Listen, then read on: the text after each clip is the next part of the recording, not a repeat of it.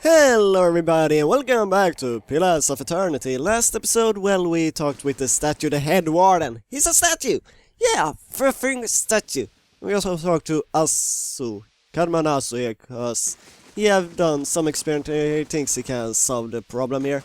But otherwise, we haven't seen anything that certainly tells us about the letting key, but now when we are with the patient, hopefully we can find out. He's tell me I should do that. And one here that have a name, I wonder why does she have a name? She is special, so let's talk to her, Freyal.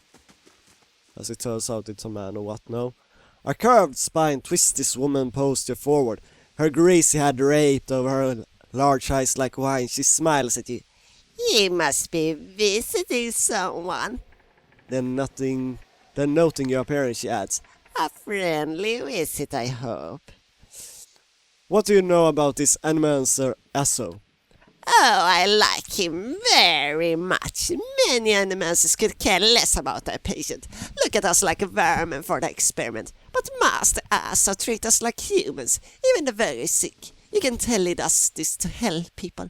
He helped me understand a great deal about myself, and I know he's done the same for others. It's too bad what they did to him. He hides it well, but I know he's still affected by it. Wait, affected by what? What happened to her? Freya's eyes start back and forth, her voice low as to just a whisper. I don't like to talk about it, but there was an accident. He was said to be one of the brightest in Drywood. That was his reputation here. That was brought me to seek treatment.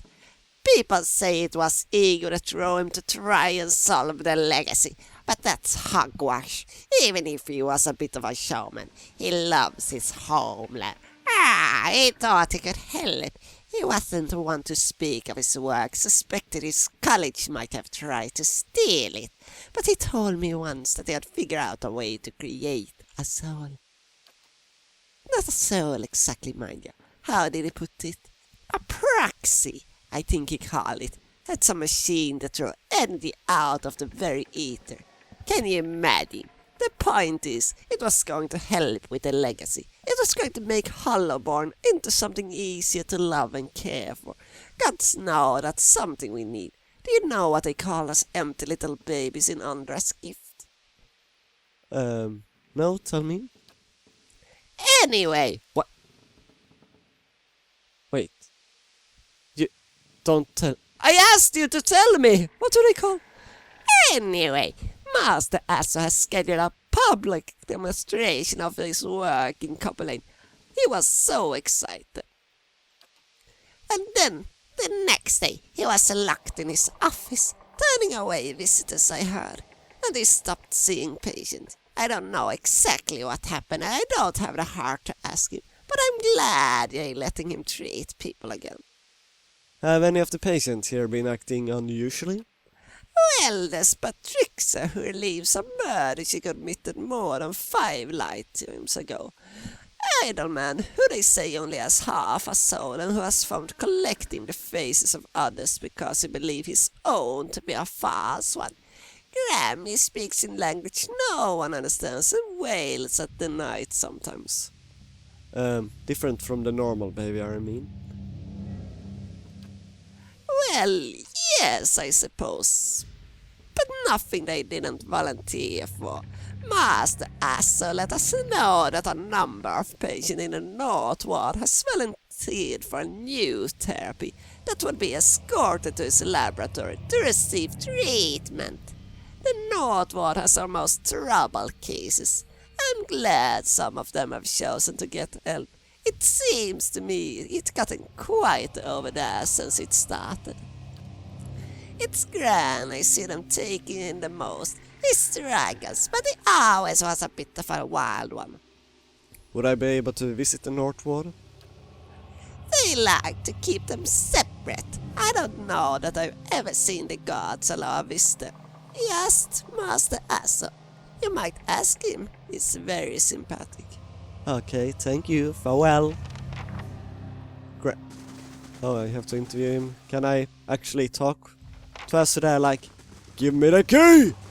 Your beard! Oh, wait. There. What is it now? I lack access to the north wall. Out of question. Those patients are in isolation for a reason. Your forehead seems damp all of a sudden. Perhaps I should discuss your insubordination with Head Warden. You smug cretin. How dare you come down here and meddle? You have no idea the importance of my research.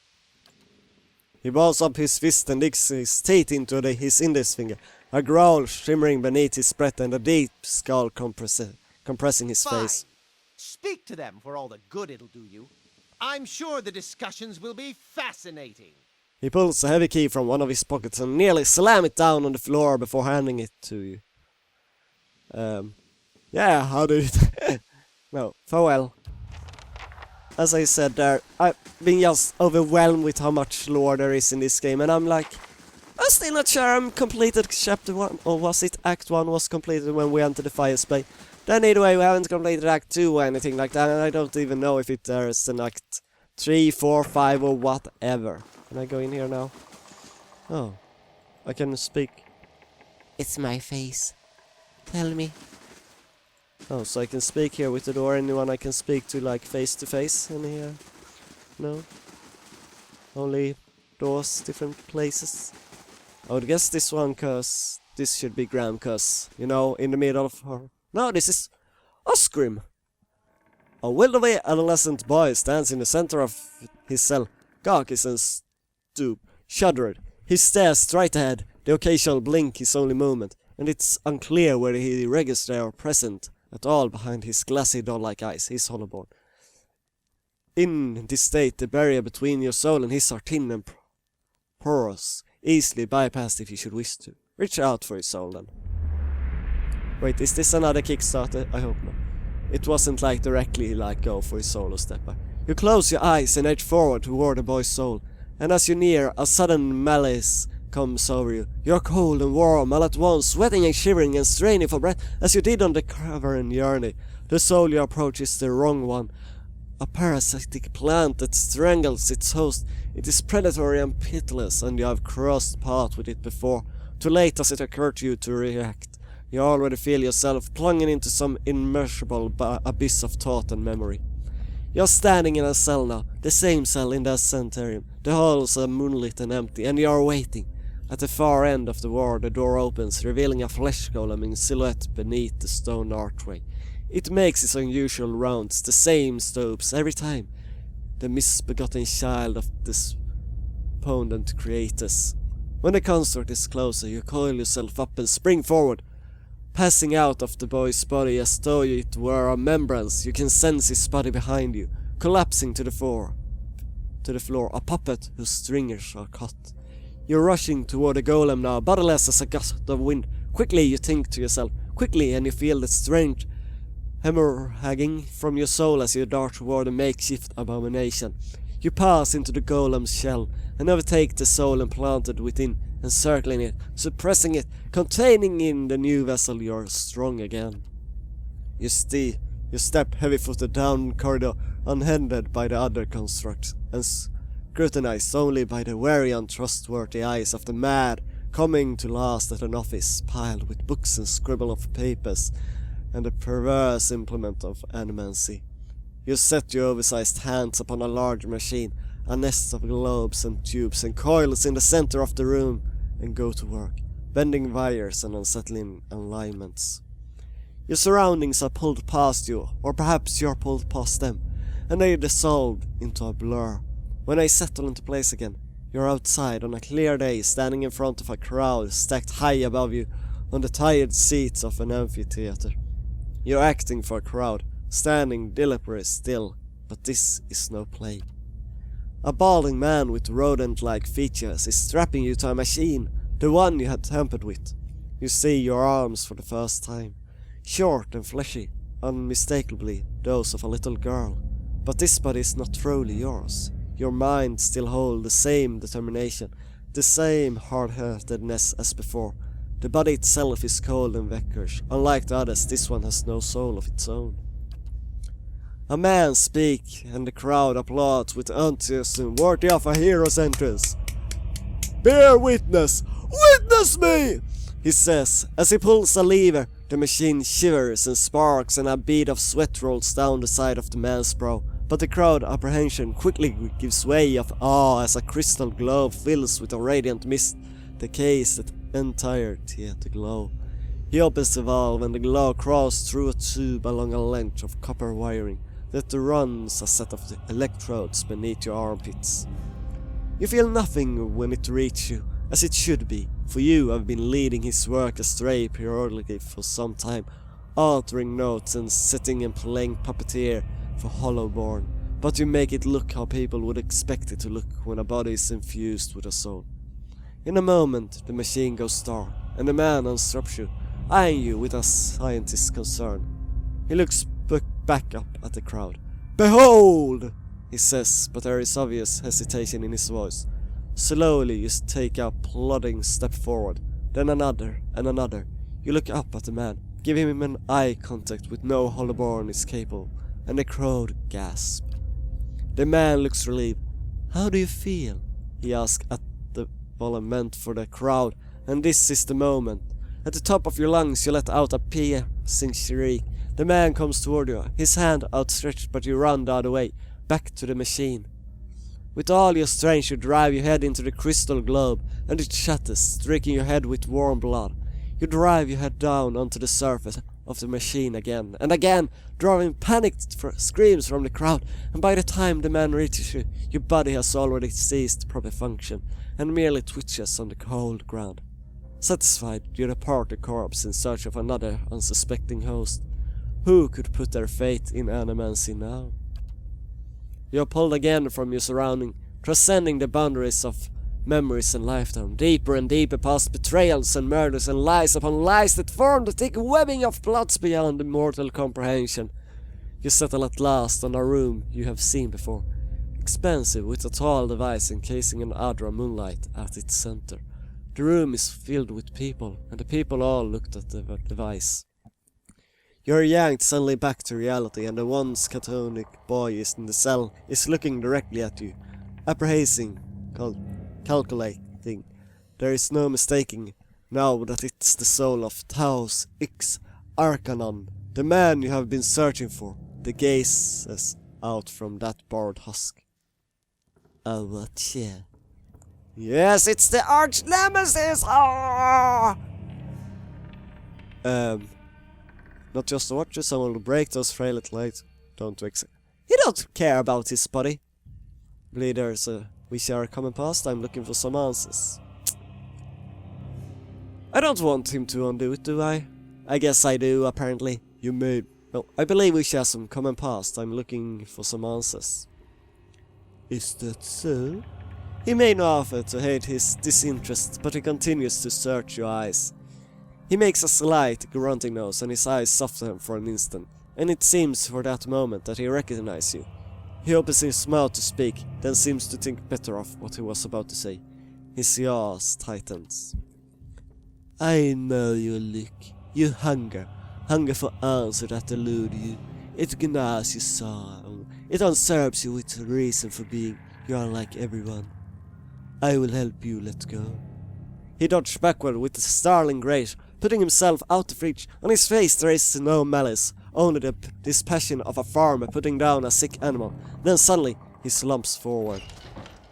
And his souls come for me. Whoop! Oh, or for that husk. And that husk. Can he really be in two husks at the same time? Really? You think 3 husks will help you? I have 6 guys. Oh. And the madman also. Great. Wonderful. The man who waits. Yeah. One attack maybe? Can I... Oh! Wait! I lost the bandits. Why the bandits attacked? I have so many protecting it also. The quest and a new major adventure. Yay, wonderful. Can you... lightning bolt, sure. Oh, you're right there. Put that one around so we can have a little bit something over there. Because everyone's coming from every places, I feel like. No, not that one. No! I didn't want it to draw. Hit with your sword instead. There we go, they really coming up there, everyone now. Everyone coming out. Let's see, what do we have? We have a circle of protection. That should work fine. Yeah, hopefully. And you can also attack this one with your... Wait, are you... You're over here already. Attack that one then. And it's still in your view. And why are both of you over there when I told you to attack that one? That's so damn stupid. Summon the Scarab! On that one. There we go, now we got the Scarab also. That's a good tank. Maybe, yeah, you should probably... Puppet Master. Can we do that on a crazy person? I'm not sure. Try to, at least. And you also start healing. What do we have in healing way here? Hi. Bearing that store prevents severely... No... Restore major and the... Oh, that's a very small circle. Take that one then, I say. And you also... No. Told you. Use that one. And I tell you to wound someone. Like that flesh construct. And then you just also attack. Like normally. What's happening here? I have no idea any longer. And you use 20 on that one there. So I guess we can use 20 on that one to create another friendly face. Right? Maybe? No, didn't work apparently. Let's attack something then. Oh, half people are not attacking anything. No wonder we're losing. We're not really losing, but why some people take a lot of time. There we go, that was really nothing. Oh wait. Oh, we did control him at least. It was only the flesh construction we couldn't control. Oh. Yeah, no real loot. I wonder why I got so panicked with them that I had to summon the beetle. Really? That was stupid of me. But anyway, we'll continue in hunting down our arch nemesis in the next episode. But hopefully you enjoyed this episode, and if so, then please leave a like. It shows the support helps me, and I become so happy when you do it. Like, oh... We got a huge erection. Yeah! And if you don't want to miss the next video, then subscribe. You'll never miss another video again that way. And otherwise, until next time, goodbye!